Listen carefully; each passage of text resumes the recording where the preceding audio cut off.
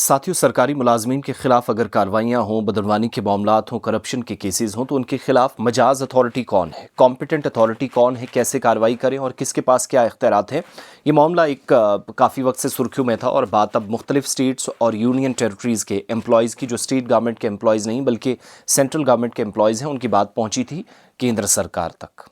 उसके बाद बात पहुंची अदालत उज़्मा में, सर्वोच्च अदालत में, सुप्रीम कोर्ट में बात गई और सुप्रीम कोर्ट ने जो स्टेट पुलिस है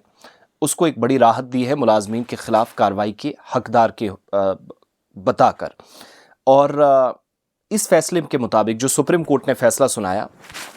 कि रियासती पुलिस जो है, स्टेट पुलिस है, बदनवानी या करप्शन और रिश्वत सतानी से मुतल्लिक कोई भी केस होगा, एंटी करप्शन एक्ट या पीसी एक्ट के तहत स्टेट गवर्नमेंट के जो एम्प्लॉयज़ हैं उनके खिलाफ भी और सेंट्रल गवर्नमेंट के एम्प्लॉयज़ भी हैं, चार्जशीट भी दाखिल कर सकते हैं, तफ्तीश भी कर सकते हैं।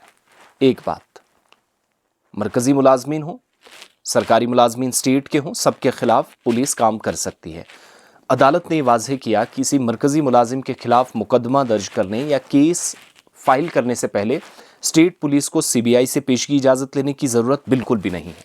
सेंट्रल एजेंसी से रुजू करने की कोई ज़रूरत नहीं है। जस्टिस जीपी पर्दीवाला और जस्टिस सतीश चंद्र शर्मा की पर मुश्तमिल जो बेंच है, उनके मुताबिक पीसी एक्ट के तहत आने वाले जराइम या जो क्राइम्स हैं उनकी तफ्तीश स्टेट एजेंसी, कोई मरकजी एजेंसी या किसी भी पुलिस एजेंसी के जरिए की जा सकती है, जैसा कि एक्ट की सेक्शन 17 में बाकायदा दर्ज है, बशर्ते ये कि तफ्तीश करने वाला पुलिस अफसर मुकर्ररा रैंक का हामिल हो, एक सीनियर अफसर हो, वो तहकीकात कर सकता है।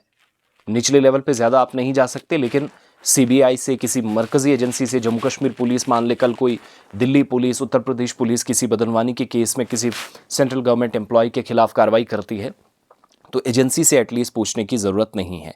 इसके अलावा बेंच के मुताबिक दफ़ा 17 स्टेट पुलिस या रियासत को, खुसूसी एजेंसी को किसी मरकज़ी सरकारी मुलाजिम के खिलाफ रिश्वत, बदनवानी या बदनवान तर्ज अमल या कोई मिसकंडक्ट, इससे मुतल्लिक कोई मुकदमात है, उनकी तफ्तीश से ना तो खारिज करती है ना ही रोकती है। सेंट्रल एजेंसी के पास कोई इख्तियारात नहीं है। अदालत के मुताबिक सहूलत और काम के दोहराव से बचने के लिए स्टेट गवर्नमेंट के जो मुलाजमीन हैं उसके इदारों के खिलाफ करप्शन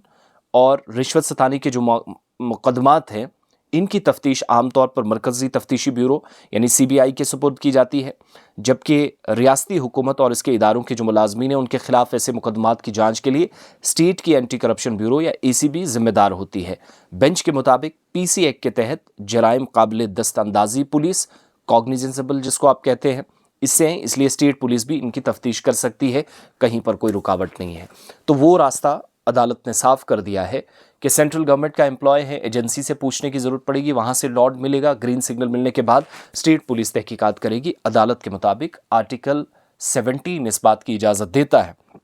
पीसी एक्ट का कि बगैर किसी सेंट्रल एजेंसी की मुदाखलत के, उनसे पूछे बगैर स्टेट पुलिस किसी भी सरकारी मुलाजिम के खिलाफ किसी भी रिश्वत से मुतल्लिक केस में तहकीकात कर सकती है और चार्जशीट भी फाइल की जा सकती है।